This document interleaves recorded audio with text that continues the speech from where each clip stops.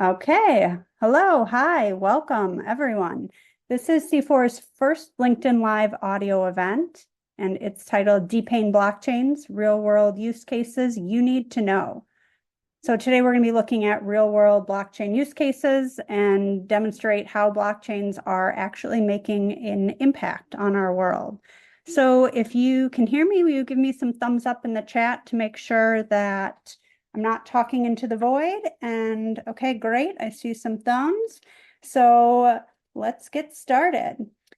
We're super excited today because we're going to be talking about some compelling real-world applications of blockchain tech and kind of help you all cut through the hype and understand where blockchains are truly adding value. I'm Jessica Levesque. I'm C4's Executive Director, and we have an awesome panel of speakers today. Sonal Patel, Yorke Rhodes III, Trevor Talley, and Dustin Lau, who are all going to do intros, and they'll share their experiences with blockchain technology shortly. But first, I just want to quickly do a rundown of today's chat. So we're going to kick things off with just a very brief intro to blockchain basics, just setting the stage, and then we'll discuss why blockchains aren't the answer to every problem, but there are a lot of areas where blockchains do make sense. And we'll go over use cases and what's happening in the real world, how it's being used, supply chains, healthcare, things like that. And yeah, let's get started. So thanks for joining us today, and let's get going with some introductions. So Sonal, you want to start, please? Awesome. Yeah. Hi, everybody. Thanks for joining. My name is Sonal Patel, and I am the CEO and co-founder of Interweave, which is a consensus mesh spinout. We were formerly the enterprise zero knowledge team in the research unit at Consensus. And luckily, we were able to gain some exciting traction in the telecom space for leveraging zero knowledge cryptography. And we'll talk about that a little more later, but we were able to spin out to focus on productizing and furthering those implementations with real enterprises. I'm also on the CEP committee at C4, the Certified Ethereum Professional, and co-chair the Ethereum Training Quality Work Group at the Enterprise Ethereum Alliance with Jessica. And both of those groups kind of work hand in hand with furthering the standards and for education and training on Web3 resources for professionals. So super excited to be here today. And I will hand over to Yorke.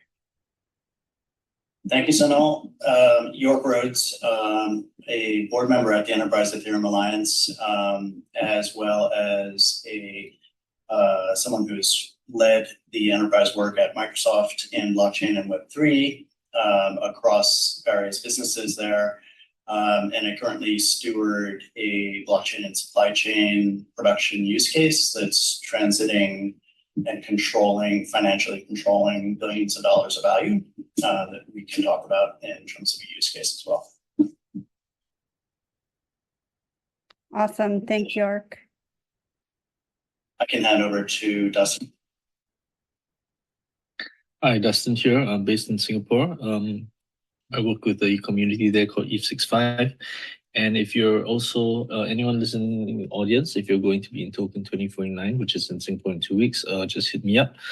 Happy to take you out for local food and to see things in Singapore that aren't just the conference and the hotel.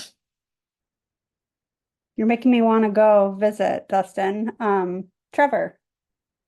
Yes, thank you so much for having me. It's a pleasure to be here. I am Trevor Talley, Director of Strategic Partnerships at the Crypto Recruiters. We are one of the first staffing agencies that is focused entirely on servicing the blockchain, crypto, and Web3 community. That's really our bread and butter, and where we like to continue to help awesome people find jobs and help amazing, incredible organizations find that hard to fill talent. And in addition to my role, I am also doing podcasts and meeting people in real life, and just really happy to be here and share some knowledge with you in this conversation. Awesome. Thank you all so much. So let's get into it. Let's do a quick recap of just some of the basics of blockchains so that we are able to then talk about it in terms of real world applications and what's happening right now in the crypto space and crypto adjacent spaces. So, Sonal, do you want to just give us a quick overview of terms that we should know about as we move forward with this conversation? Yeah, and anybody else in the panel, feel free to hop in as well. So we just wanted to cover some of the key terms for blockchains like decentralization and others. So I'm just going to do a quick run through of that. And like I said, if anyone wants to jump in, feel free. But these are kind of the fundamental concepts to be able to understand some of the use cases that we're going to share and start ideating your own in your professional or personal lives. So decentralization itself is a big core tenet of the blockchain technologies because instead of relying on a single authority to manage the network, the nodes of computers, like in the cloud world, there are many nodes being managed by AWS or Microsoft, for example, for their clouds. And in the case of blockchains, you have a distributed network of nodes that are keeping track of the entire blockchain and the state of the data, making it difficult for any single entity to control or manipulate the network. And this matters because it increases security and resilience against attacks. So if one node is compromised, the others can continue to function. So it ensures integrity and continuity of the blockchain network. So this helps enable trust and security.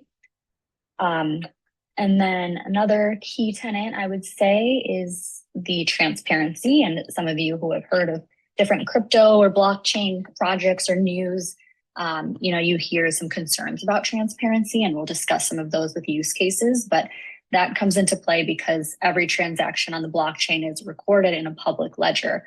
So all participants can view the transactions that are happening.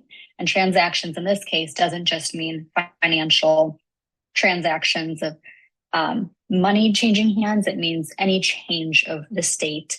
So any data that gets updated within the blockchain itself. And so all actions are verified and audited because it's a transparent ledger of what's happening in the network.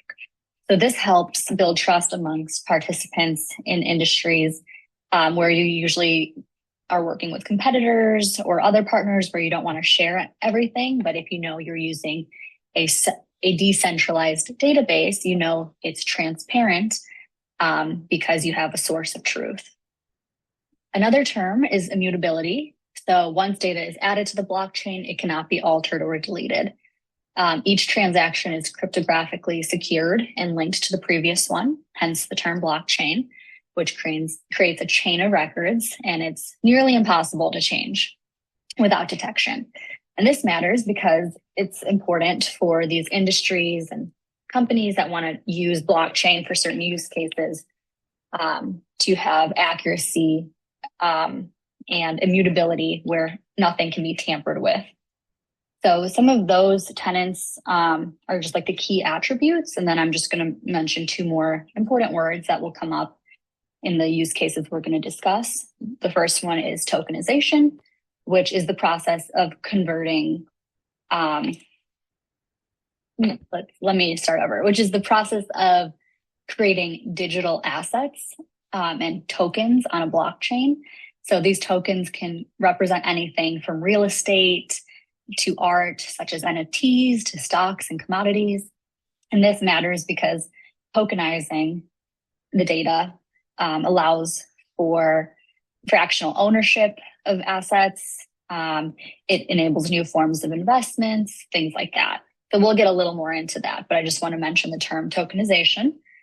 And then next up would be smart contracts. So one of the exciting things that the creation of Ethereum brought into play was that Bitcoin itself was for peer-to-peer transactions.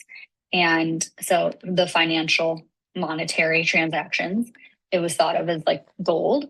And then when Ethereum came into play and the creation of smart contracts, it was thought of more as like the world's computer, in a way where smart contracts are self-executing contracts and code that are written agreements that are into the code. So they automatically execute and enforce the terms once the conditions are met. So they help eliminate the need for intermediaries, reduce the costs to speed up transactions, and they allow for super cool use cases in the finance, supply chain, and other industries to come into play using the blockchain. So just to wrap up, these principles are kind of how we will be able to explain some of these use cases that we're working on or following in the space. But does anybody in the panel want to add to any of those terms or others?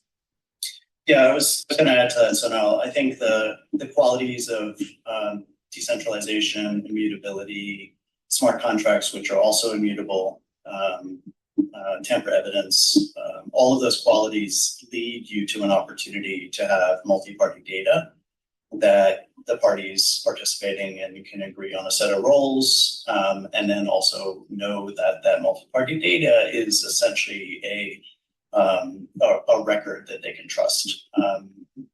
One of the largest problems with inter-enterprise transactions of any type is reconciliation, because people don't believe that the other party is keeping a ledger that is a common ledger that benefits both parties.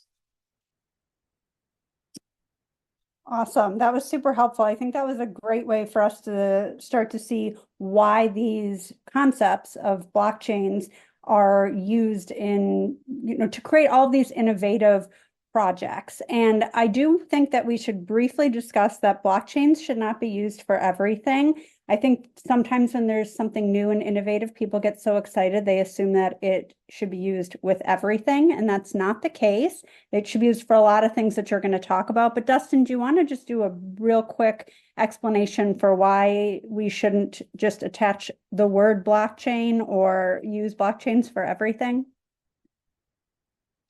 Well, I guess arguably one reason that blockchain fairy dust is sprinkled on a lot of things is because there are times that it helps increase evaluations. But I think that if we're speaking pragmatically about what they should not be used for, there are a bunch of bottlenecks that ensue as a result of the decentralized architecture.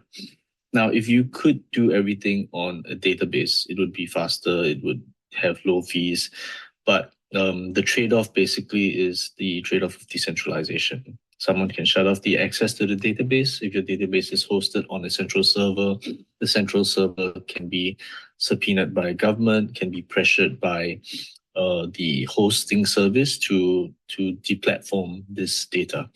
So part of the some of the key bottlenecks that you can expect from a blockchain for the sake of that decentralization are from the consensus mechanism, from the data propagation and network latency, from block size and gas limits, state management and storage, and also security and redundancy overheads. So I'll go into each of these five in detail. So, for example, Ethereum relies on a consensus protocol to validate transactions in blocks.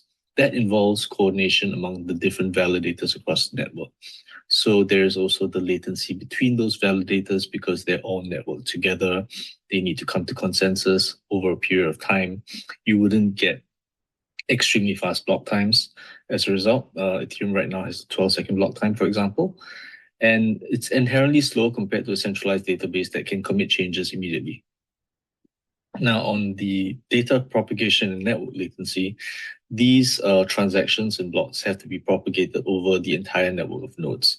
So that also introduces latency and can result in delays to transaction confirmation, for example. The other is that in the EVM, there are limits on block size and gas. And gas is essentially the computational effort required to execute operations. That restricts the amount of data and transactions that can be processed per block. Now, this is getting improved by layer 2s, but there still is a hard limit on what can be done on the Ethereum layer 1, which the layer 2s compress all of these onto. Sonal mentioned earlier something about state. So Ethereum state management involves the use of a Merkle tree data structure, where each block includes the state root representing the entire state of the blockchain network. Now, updating and verifying the state is computationally intensive, and it's slower than direct access to a database. As for security and redundancy overhead, what Ethereum prioritizes in terms of the protocol is security and redundancy. So it requires all nodes to store and validate transactions and smart contract execution. So this redundancy increases the storage and computation requirements in contrast to traditional databases. So light clients don't require this, but then there are different kinds of clients, but primarily what we refer to is like fully validating clients. They have to store the network state on everywhere. Awesome. Thank you so much, Dustin. So basically, a blockchain might not be ideal option for everything due to performance, cost, scalability, but there are so many things that we should be using blockchains for. And let's talk about some of those things. So Yorke and Trevor, please jump in. Let's get started talking about some of the things that we should be and are using them for. Yeah, I mean, I think I want to make two comments. One, the concepts of censorship resistance and decentralization and immutability massively help with multi-party coordination because of the trust you can have in a shared ledger environment. And that's a prime example of where blockchain is valuable. Yes, it doesn't have the same scale, sort of user interaction scale parameters that something like a database has. But we also don't build e-commerce on TCP/IP as an example, right? Like Amazon.com works because of layered scaling. So when you scale up a solution that has blockchain in it, you look at layering capabilities above that to allow it to scale to necessity of consumers. Maybe I'll hand over to Trevor and then we can talk about some more stuff. Yes, indeed. You know, I think that transparency is obviously very attractive. But when we start talking about transparency, we need to kind of question transparency for which parties that are being involved. So that's something. But in terms of the overall, you know, potential use cases and real world use cases that I'm seeing right now when it comes to a lot of the clients that I'm working with and just being in the industry, you know, there's a lot of conversations around using blockchain and the associated technology for financial services, right? So a lot of people are of the belief that eventually securities trading will be something that's done entirely on the blockchain, where it can be, streamlined and automation of trading processes, and that's going to reduce settlement time and cost. There's obviously the conversation around central bank digital currencies, and that's obviously a bit controversial depending on wherever you lie on that subject matter. But overall, governments are really exploring this and continuously testing this to see if there's some kind of blockchain-based digital currency that can be an alternative to kind of these traditional fiat currencies. And obviously, we're talking about real estate. There's a lot of conversation around that. So blockchain can be used for property ownership and title registration, but we can maybe even talk a little bit more about some of the complications with that, because all of the actual transactions that can be done with respect to real estate, let's say modernization or an add-on to potential property, how can that actual part be captured on the blockchain? So there's still some things that we're kind of being worked out, but I think that there are being a lot of advances being made in that.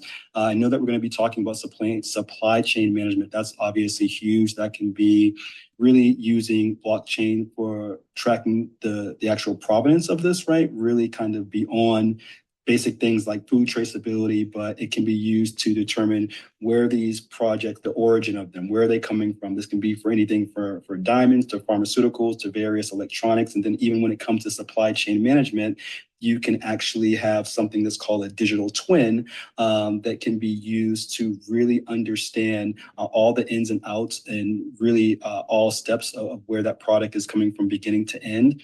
And then, we also have government services. A lot of people are talking about ways that we can really modernize or really make the voting systems much more efficient, and, talking about security and transparency, and also the speed of being able to determine the finality of some of these actions that are happening.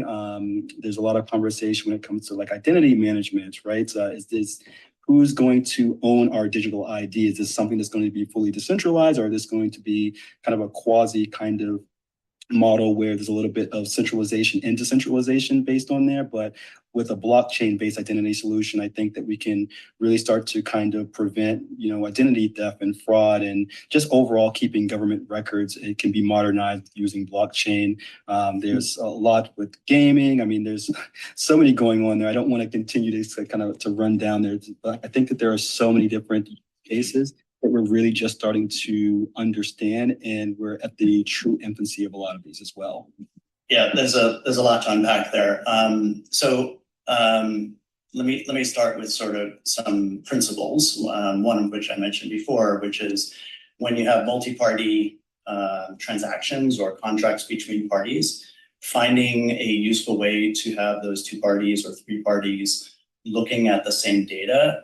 It's not been easy in historical systems. Blockchain makes that possible in a very systemic way. Coming to some of the examples that Trevor used, whether it's identity or supply chain traceability, those tend to be very system-wide redesigns. And so often people look at the problems that blockchain is solving and wonder why it takes so long. And the answer is because blockchain gives you an opportunity to look at systemic redesigns for efficiency. And so, as a data point, in the supply chain work that we did in supply chain at Microsoft, we're taking everything I'm telling you is public, so I'm not revealing anything that shouldn't be revealed, or just to make sure anyone's listening aware of that. But we're taking multiple billions of dollars of value of assets, and we're tracing those across multiple parties in our cloud hardware supply chain.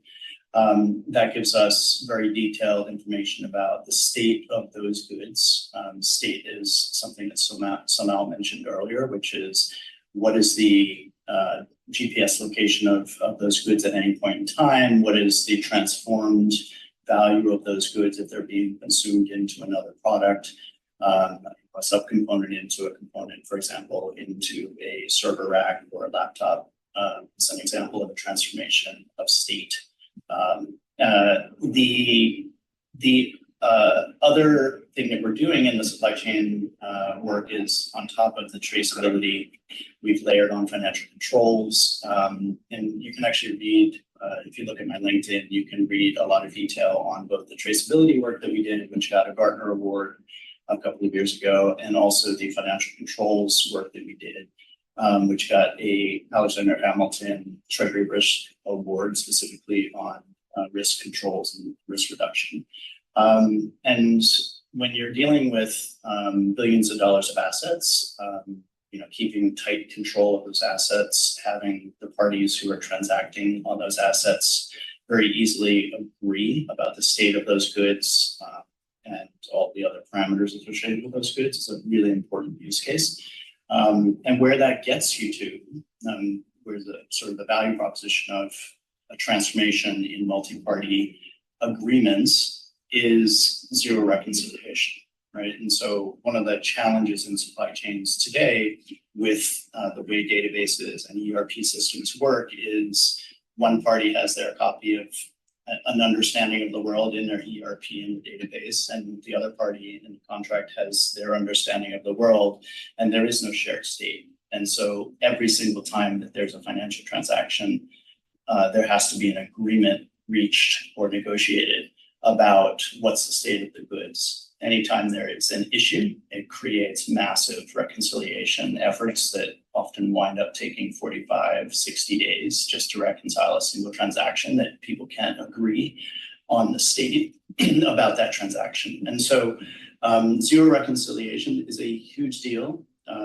There's massive reconciliations going on in supply chains around the world. There's massive reconciliation efforts going on in banking and contractual relationships between parties and financial relationships. And so that alone is an example of where the shared ledger opportunity comes into play, and really is a value proposition that is hard to do in other technologies. I'll pause there. That was great, Yorke. And what you were saying about making sure that the state matches and being able to ensure that everyone has the same information and have it in a timely way immediately made me think about what Sonal's doing with telecom. Sonal, do you want to explain a little bit about how that's working? Yeah, for sure. So similar to all those ideas that Yorke introduced as well, in the telecom industry, like many industries, service level agreements exist between companies that are buying and selling services to each other, and need to track the standards and performance and uptimes of their agreements. So reconciling and managing these agreements can be very challenging. So one example of what we're working on is telecom companies are always buying and selling bandwidth to each other. So when your phone goes down, even though you have AT&T, you really never lose signal, and T-Mobile will pick up the slack, for example. So they have these agreements in place where even though they're competitors, they do work together in the grander telecom space, and they have standards and things like that. So to reconcile SLAs takes a lot of tedious and manual work, as you can imagine. And we started working on some pilots and building our software for one use case around reconciling these agreements. So any multi-party processes, basically, where multiple companies are involved and so many steps are involved to just agree upon what the true data is, even if it's really simple, is something that blockchain can be really useful for. So our team is addressing this challenge by using something called the ZK EVM. I will not get into that, but it's the zero knowledge Ethereum virtual machine. It's one of the awesome technologies in the blockchain world at this time, but it utilizes advanced cryptography and blockchain principles like immutability to ensure that all computations and data exchanges between companies are securely verified and agreed upon. So it helps automate processes across companies without needing to reveal any security threats with your own databases, or even share any extra information that's just not necessary to know, yes, we have the same source of this data. This work is something that has been going on in the baseline protocol world, which is an open source standard that was founded by Consensus, EY, and Microsoft in 2019. And it's around the same idea of allowing multiple parties to coordinate their processes without actually sharing the data, and using blockchain technologies to achieve that. So that's one thing we're doing in the telecom space. And we found that we were able to really progress some of these projects there because, unlike healthcare or finance, there aren't as many regulations. Telecoms are usually quicker to try out digital transformation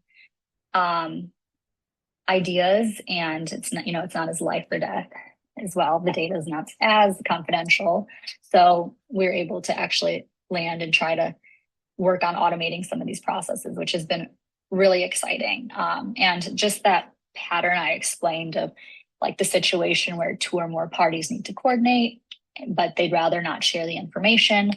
That idea can be applied to so many use cases across different industries as well as cross industries. So that's an example of what we're working on that goes along those lines as well. Great examples. Just to comment.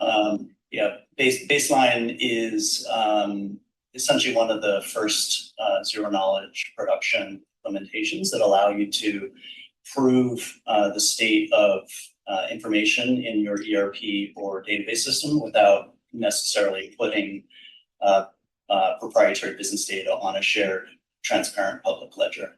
And it works on Ethereum.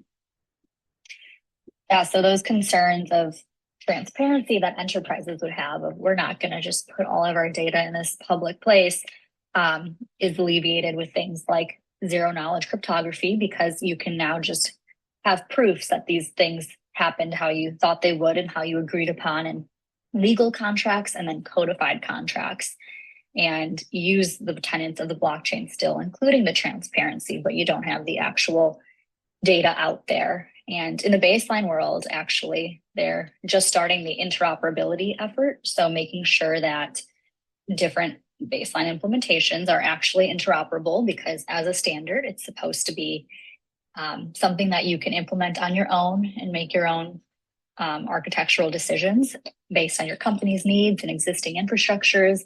But it should still work across the board if it's truly going to be a standard that can be implemented. And the use case right now in the baseline world is in the finance industry, and the use case of banking data. So just like the actual prices of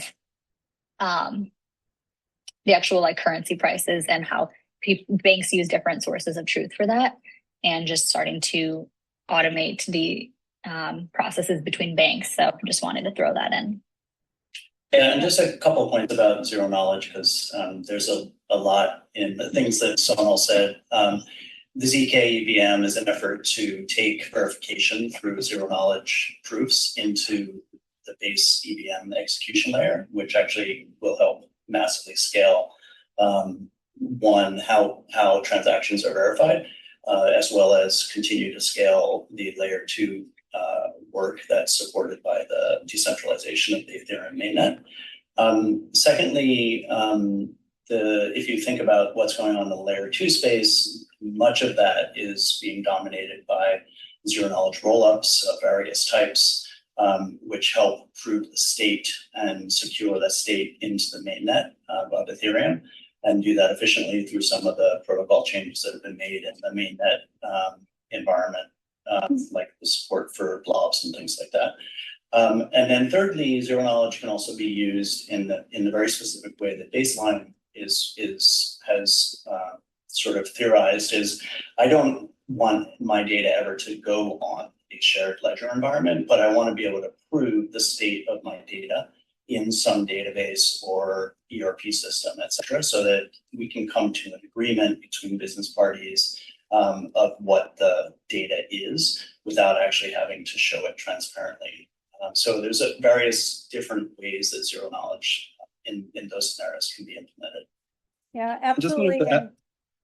I wanted to add on as well to that point, Yorke, and some of the kind of really interesting use cases when it comes to ZK, and obviously, sharing data between multiple different parties, and some of the research that I've been doing and seeing some people that are really leading the way, but that comes to the pharmaceutical industry, right? So this could be a way where we have all these huge data sets from different particular clinical trials, and ZK could be used so that obviously we're going to keep particular information about an individual or whoever's a part of that particular clinical trial private, while still being able to utilize the helpful data that could be used to speed up the development of a drug for a new pandemic or anything else that kind of comes about, right? So I think that just being able to share that data and then being able to get everyone on the same board is really something that is exciting when it comes to utilizing blockchain technology and being able to really speed things up, because there are all these parties that are able to get access to the data, but still being able to utilize the technology so that the proprietary part of that is still kept confidential, or it's not going to necessarily hinder that one party, so that we can kind of collectively speed things up and share that knowledge base. Yeah, thank you for that. That was really interesting. And one thing I wanted to add, Yorke, you brought up roll-ups, and we have a live stream tomorrow from C4 on our YouTube where we're actually going to be explaining how roll-ups work and what they mean. So if you want to learn more about it, please join that tomorrow. But for now, let's get into some more use cases. Dustin, do you want to talk a little bit about how this can be used for cross-border payments too? So I know generally when we think of how cryptocurrency or how blockchain tech is used, we probably think of cryptocurrency and of course cross-border payments, but there are a lot of really interesting implementations that are more than just sending Bitcoin or ETH in the typical network manner. So do you want to explain this? I think you said DAPI is something that you are familiar with, Dustin? Sure. Yeah, I think we're very used to crypto wallets being used to transfer funds to each other. I mean, one of the use cases that happens very often at conferences is we all share dinner, and then how are you paying me? Yeah, you're going to use Venmo or whatever. And, frequently the easiest way is that I'll just send you a stable coin for whatever amount dinner was. But we are already onboarded to the crypto ecosystem. So I think part of the issue there is that there's the presumption that the other person has a crypto wallet. The interesting thing I saw about Dapi was that they were actually working with kind of like Web2 wallet providers. So to give you an example, the Uber of Southeast Asia is Grab. Now, Grab has a wallet that comes with it. And that wallet can be used to pay for things. It can be used to order food. It can be used to order like grocery deliveries and things like that. So in Southeast Asia, there are a lot more super apps where it's not just an app that does a single thing. It's an app that normally has a wallet and that you can use that wallet to spend and buy lots of things in real life. So what Dapi demonstrated to me was that, okay, I've got money in my account in Kareem, which is like the Uber of the Middle East, and I'm going to send you funds into your Grab account. And it's not, all it requires is for me to send this validation to my bank, because what they're using is open banking APIs.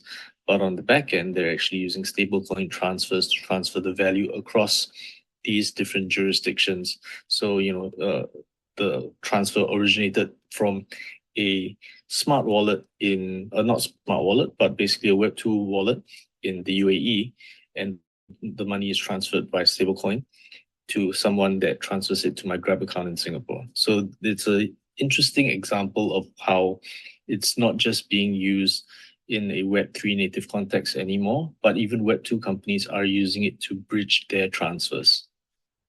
Yeah, and I think that actually speaks to the trend in the market that we're seeing, in particular with L2s that have a lot faster transaction throughput speeds. That's therefore giving a much better user experience. And so a lot of the work that's been going on the past couple of years that improves Web2 style single sign-on logins and things like that is actually being adopted quite widely across the landscape of applications in the crypto space. And so the difference between looking at the user experience of an application that leverages cryptocurrency infrastructure a year and a half ago and today is just massive.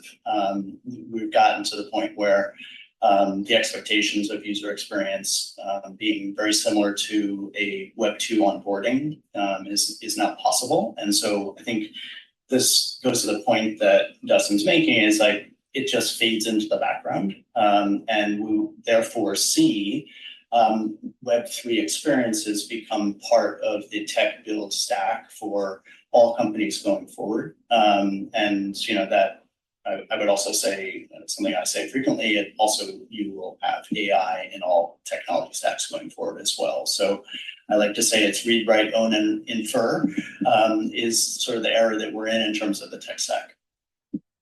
I mean, in terms of there are more, I would say, kind of Web2 use cases that we're seeing as well too. Dustin brought up, rideshare and things like that. There's actually a project where they're working on their own rideshare project within the Web3 space. It's slipping my mind right now, but some of the other kind of things that I've seen just at maybe at just a basic level, everyday use cases, since we're talking about that, I know that Venmo and Cash App that I've used this personally just between, a couple of friends is, they have the option that you can pay in Bitcoin and that they can transfer that to a particular stable coin and things of that nature. So just using that, we touch upon remittances and cross-border payments, but I think as well too, maybe not so much here in the States, but definitely abroad. I think just for mom and pop shops, right? Like the little bodegas and the corner stores, a lot of them have made it possible that you can actually pay for actual goods and services, with a kiosk that looks very similar to like a Square or something like that. But it is something that could be connected to, individual crypto wallet. And that's allowing people to actually pay for things in crypto and, maybe not even think about it as well too. So there are tons out there. I know that we just talked about as well too when it comes to telecom. There are a lot of projects out there like Helium that are, kind of creating their own decentralized mobile networks as well too. And there's just so many different things that are going on out there. So I think that, we're starting to see it a little bit more, and even more traditional quote unquote Web2 organizations are definitely starting to branch out and utilize this technology. And I think the ultimate goal is that people will be using this without even having to think about or even use the word Web3. It's just something that's kind of used and being done on the back end, and it just makes the overall process a lot more smoother and efficient and quicker. Yeah, I'll just make one comment, Trevor. I think if you're using a high value speculative investment asset as a payment tool, you're probably not doing it right. Just for context for people. Yes, indeed. Yeah, and I think it's really cool when we start to see, for those of us who've been staying on that car related trend that we mentioned a little bit ago, one cool example happening in California is with the California DMV, where they've teamed up with Avalanche and Oxhead Alpha, and they're digitizing 42 million car titles on the blockchain. So they're modernizing how titles are transferred and cutting down on the need for in-person DMV visits. And as you can imagine, that is exciting for many people who dread that activity. And for the end user, all they know is they can avoid the DMV now, but the tech people and those involved in the actual implementation are the only ones who need to know about the actual underlying tech and how it works, which is kind of the goal of the evolution of blockchain being adopted. Things like AI, people throw the word around and they know they're using it because things are more efficient, but they don't get into the nitty gritties of the tech. And what we try to do, and I think a lot of our day jobs in the world we work in, is to explain these attributes and benefits to the end users. But with the DMV example, now owners can claim their titles through a secure mobile wallet. And I believe this wallet also has capabilities for storing driver's license in California. I know they're doing a lot in the identity space, and Trevor mentioned early on digital twins, but identity, verifiable credentials, topics like that are other topics in the blockchain ecosystem that are super exciting and bring on a plethora of use cases that we can all envision. Yeah, so now I think you make some great points there about the DMV example, because in your talk track you talked about ownership, digital identity and digital uniqueness as being really important facets to being able to move something like the DMV records associated with the person and vehicles into a digital format that is hard in a non sort of ownership world, right? Or non-digital ownership world. And so it's a really interesting use case. I do think that the pandemic, having been in California during the pandemic, had a lot to do with the DMV forcing people to start doing things remotely as well. So there were other ancillary impacts, I think, that helped drive that. God knows the DMV is one place where we actually can improve their UX. Yes, and I think it's really telling that these technologies and any new technologies really are really difficult for government entities to adopt because they have a lot at stake and very slow traditional processes. Like if anything you do that is related to a government entity and you go on their websites and they're clunky and it's hard to get things done. So envisioning them using things like blockchain seems far-fetched, but I think more and more as different entities start to trial and adopt these things, it reveals that some aspects of blockchain technology are actually what will allow them to try new things out and automate things in ways that they couldn't before because of the privacy, transparency, and aspects like that we're missing in other solutions. Some of the other, I think, interesting use cases that we probably haven't touched on so far, we've talked about a lot, but the potential for blockchain being used in the luxury goods industry, for example, right? There's a lot of work being done when it comes to that digital twin, but also being able to verify the actual product with an NFT or whatever the case may be, but also it really eliminating things like fraud, right? There is a potential that counterfeits are going to be a thing of the past because we're able to verify that actual physical item with an actual digital representation that is always forever on the blockchain. And then, when that good is sold from one individual to the next, you're able to trace that and really kind of make sure that there is trust, so they don't have that problem that you have right now with an eBay or something else when you're trying to have to go through all these efforts to determine like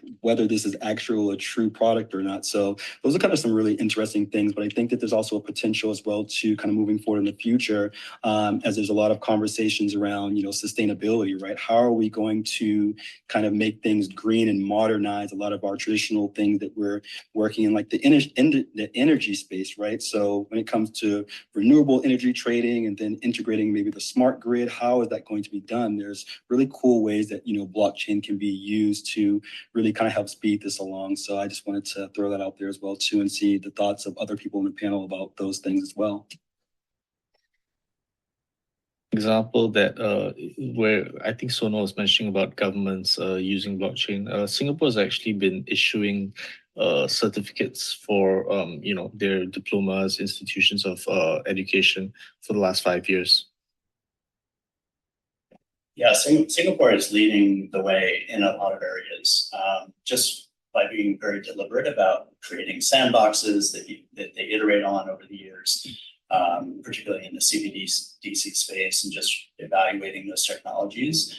The interesting example, I think, so Trevor touched on as well, is if you think about like the world pre-digital tickets, and pre-digital money was a very tough transaction to be able to buy a ticket from someone for, say, an event from a scalper or someone who wanted to get rid of an extra ticket. You had to do it in person. And you had to do it in person because the physical exchange of cash had to be handed over when the physical exchange of the ticket was handed over. And there was no way to do that digitally. Today, with cryptocurrencies and digital tickets in the form of things like NFT ownership for tickets, for example, from Block Live, which is also a member of the Enterprise Ethereum Alliance.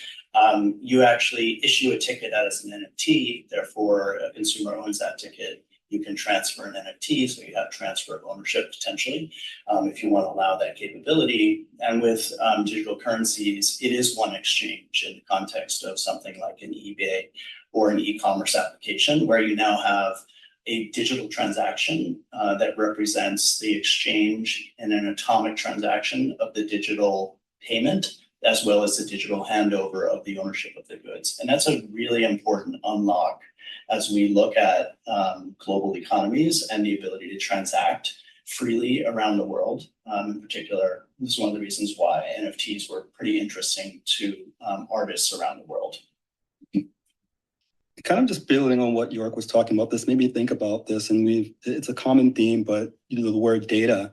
For me, when we're utilizing blockchain, I think that we need to understand that there's so many different things that are coming into play, and it's going to be interoperable, and interoperability is something that's obviously very important as well too. But when it comes to AI and all this information, data is the new gold, right? And a lot of these organizations are trying to find ways to be able to get that data. So with blockchain, obviously as individuals, we can have more ownership of the data, but I was kind of thinking more so about, when we're getting in a world, maybe 5-10 years from now, when we're really trying to communicate and understand what's going on between the Internet of Things and different devices and autonomous vehicles and drones and everything like that, all that information that is uncovered from maybe a fleet of autonomous vehicles are going out, maybe they're able to determine a much more efficient, path or for transportation or everything like that. Well, whoever that organization is, maybe they could even maybe tokenize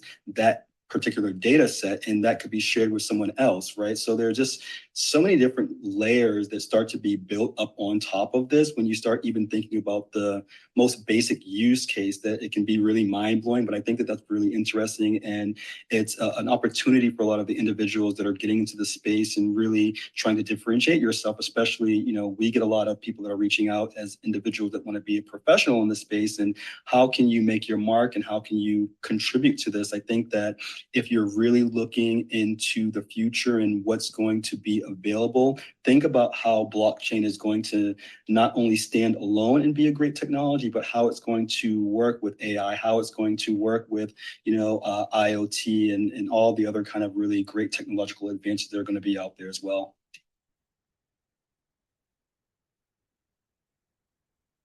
The opportunity right now for startups and developers is very similar to the startup opportunity in the early 2000s. There's all of a sudden new proven capability that's working as well as the prior capability. And that, as I mentioned, really revolves around this concept of digital transactions, digital ownership, including identity, as well as transfer of ownership of goods in a digital form, some native, some representative of other things. And so if you include with that all different forms of AI, it's a pretty interesting new tech stack that is a huge opportunity for people to build things that we just can't imagine, right? It's the entrepreneurs of the world should be dancing with what's available right now. One other thing too, I wanted to touch on this as well too, but things I think that as the industry that we can all collectively work on is, we talk about tokenization, but when things are tokenized on a blockchain, you brought this up earlier, Yorke, that it's maybe, let's say you tokenize this on the Ethereum blockchain. Well, what if another organization is utilizing another blockchain that doesn't have that compatibility or interoperability yet? So I think that that's something that we're working on as an industry to make sure that these different blockchains, if you're going to do tokenization and you're going to have a permissionless or a private blockchain, how are they able to communicate with each other? And we're, obviously there's been some issues with security over different bridges and stuff like that. But I think that we're working on that and that the technology is getting better. So that's also a potential for people that are really out there as well too, to kind of look into that and see where can you really be a part of this. And I think that just the other day I heard that that on the XRPL that they were going to make it so that they can have EVM or Ethereum like smart contracts to be on that as well too. So I mean that's just a really great example of how all this information and how all this data is going to come together. It's with those things that we are maybe kind of overlooking right now, but I think that there's an opportunity for individuals that want to enter the space that they can be a part of the solution to these quote unquote problems. And they're not even huge problems right now yet, but I can see that kind of coming down the line in the future. And that's something that we should probably pay attention to as well. And also lastly, the importance of things like oracles, right? And it comes to AI and all this data set, like if you're going to be tokenizing things, we need to make sure that all the information from the underlying data set, like where's the information being pulled from? How can we even trust the information that these AI models are being trained on? And I know there's a lot of great organizations out there right now that are trying to solve these problems, but I definitely wanted to mention that and something that we should probably not just overlook or glaze over in terms of really maximizing the potential of the technology. All right, maybe the crypto AI podcast is the next one. Trevor, you mentioned even in the Ethereum ecosystem as an example, where in a lot of cases you have EVM compatibility or zero knowledge EVM implementation work that's going on. If you look at L2B, I think there's more than 80 current layer 2s, and there's another 80 being developed. And so even in that world, you've got effectively a multi-chain world. And so bridge technologies are here to stay, I think, for certain types of cross-chain applications and necessities for things like liquidity of tokens.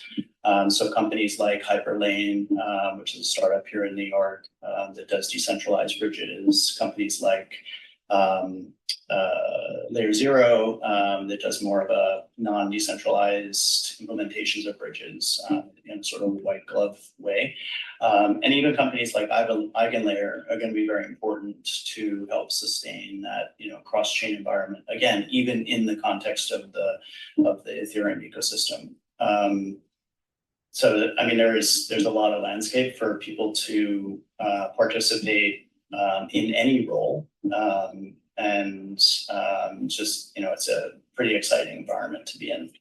And then lastly, I would just say is that we don't want to minimize the potential use cases. There's ways that blockchain can be implemented in so much. There's even philanthropy, right? Making sure that your contributions or your donations, that they're actually going to the cause that you say they're going to, right? So blockchain can be used for that. It can be used for so much more. So I think that the sky's the limit, and that there are going to be so many incredible things that are going to be popping up over the next, 3, 6, 9, 10 months. And, depending on where your jurisdiction is, obviously, Singapore is, leading the way in the use cases, and having a jurisdiction where the regulation and compliance is, definitely forward thinking. I think that helps. But, this is the type of technology that sooner or later, I think that it cannot be ignored. And I think that we're starting to kind of turn that corner right now, where it was really, hesitant to utilize it because there was a lot of kind of narratives and it was being politicized. But,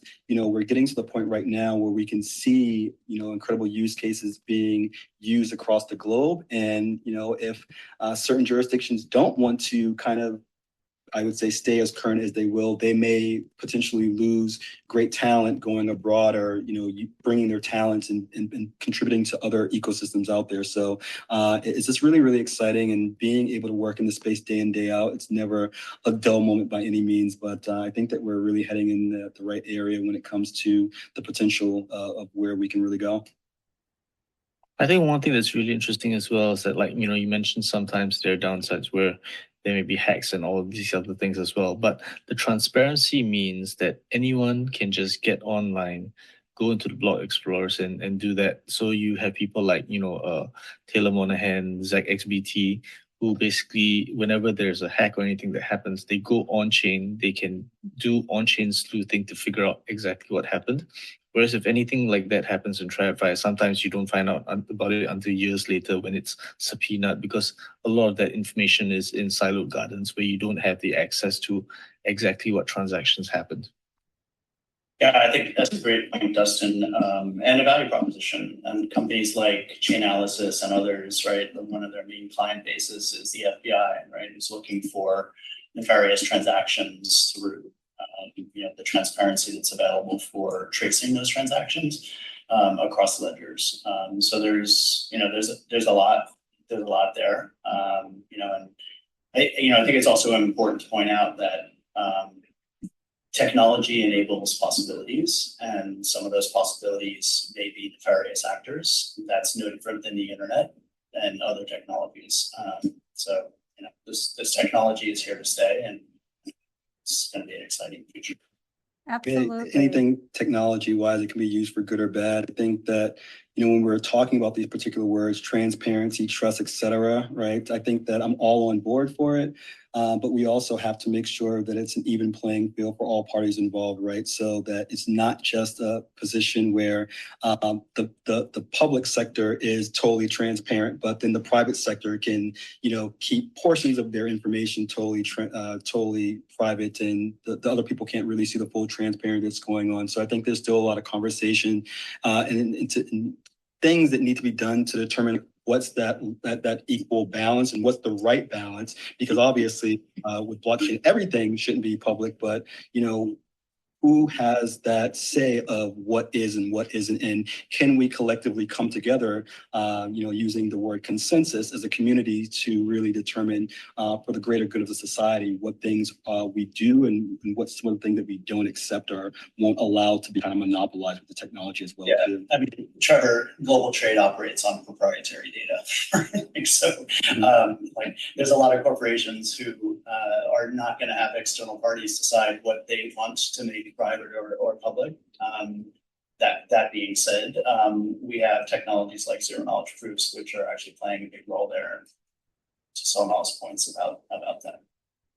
So yeah, I think what this conversation has shown us as well, just with some of the terms we've brought up, like bridges and things like that, is that some of the qualms of blockchain technology and the roadblocks to its adoption are all being worked on by the vast open source community, with other technologies being invented because of it. So there's definitely a lot of progress happening day in and day out in the ecosystem. And it seems like a scary topic to keep up with when you tie it to the narrative of the state of the economic markets, but the reason we all fell into the rabbit hole and work on the advancement of the technology is for these exciting and significant use cases that we've brought up today. Yeah, you guys have me very So I think you fired got a up. really important point about open source, because open source means that everyone builds in public, and it means that you can build on each other's improvements. And I think that's kind of like the big difference between big tech and blockchain right now, because right now what we have is big tech platforms that lock in their users and start to kind of abuse the dominance that they have when they have their users on lock. But if you try to do that in the blockchain narrative, what would happen is that because your code is open source and your community can be vampire attacked, there is a incentive against that kind of monopolistic behavior. Yeah, so you guys have me all fired up, and there's so many more use cases that I want to talk about, and I really want to talk more about how blockchains and AI intersect as well. So maybe we'll do a follow-up on these topics on another audio event, because we're at the end of our. Right, we're at the top of the hour. Jessica, Yep, do you we want to are. wrap it up here? If you were speaking, Jessica, we couldn't hear you. Oh, you can't hear me at all? Uh-oh, might have a mic issue. All right, I'm happy to wrap it up. Thank you to the speakers and audience for joining. I think we've learned that blockchain isn't a silver bullet, but there are many cases where it opens so many innovative use cases in different industries across the world. And because of the open source nature, that we encourage all of you to brainstorm new applications of the technology and start experimenting with the tech itself, and join groups and platforms like C4 and others where you can collaborate with others in the ecosystem, because that's how this all started and how we got so far. So thank you all for joining. And we'll Yeah.